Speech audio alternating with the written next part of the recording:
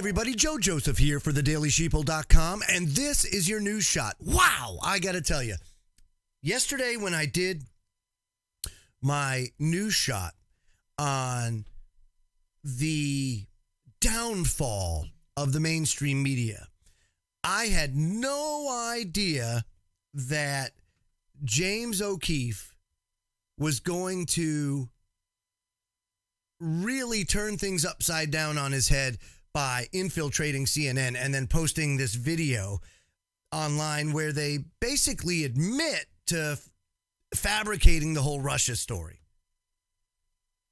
I mean, of course we knew that Russia had, I can't say they don't have any influence because they do, okay?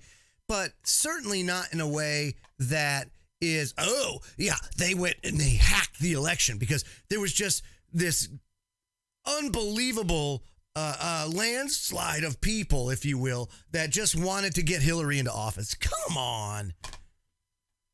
Again, that's not to say I don't support anybody in Washington. I just don't. I think they're all a bunch of freaking loon balls. I don't think they have our best interest at heart. I think they have their own interest at heart. Of course, you've heard me talk about that ad nauseum. But this right here, this was great.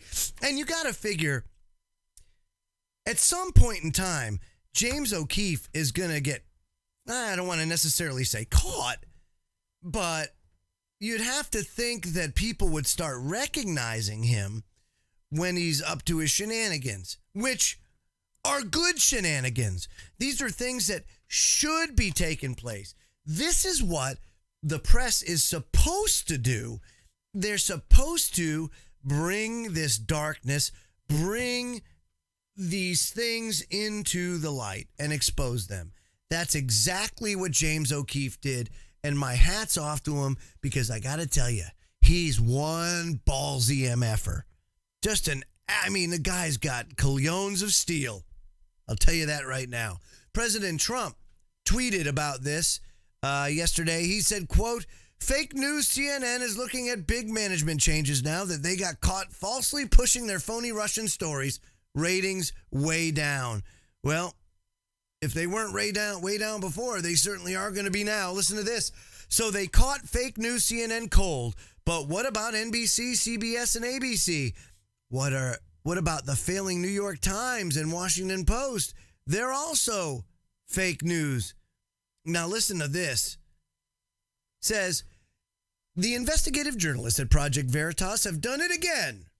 Known for their undercover and sting operations, such as the one which exposed the DNC's highly organized network of professional agitators seen to disrupt Donald Trump's rallies, the vote fraud, or the undercover operation, which led, of course, to the arrest of Antifa thugs planning to disrupt an inauguration deplorable event. Now, a Project Veritas journalist covertly filmed a candid discussion. Now, this is no slouch. We're not talking about a janitor over at CNN. We're talking about John Bonfield. He is the CNN's health producer, where the very fake news network employee actually admitted on camera that the whole Russia story against President Trump is nothing more than a ratings grab. They're being click whores. That's exactly what they're doing. They're trying and throwing everything at trying to get their viewership back, because, and what better way to do it, of course, than to polarize the country, right? Because people still do go to CNN, and they still do visit the website. They still do go on the, and watch it on TV, albeit their numbers are dwindling. If you take a look at their Alexa rating for the last 3 months or so, that website is still very, very active. Very active, and has a lot of traffic. So, of course, they're going to be all up in arms, A, that they got caught, but B, how can you not expect to get caught when all you do all the time is fake news? That's what they do. How many times have we seen them take a scene and actually put it together almost like on stage, you know. Hey, Bob, let's get the crime scene tape and put it over here. And, let's say that we're in Ohio when we're really in a parking lot outside the CNN studios in Atlanta. And I mean, that's just 2 instances of probably thousands upon thousands of instances where CNN caught faking footage, faking any sort of quotes. I mean, this is deplorable.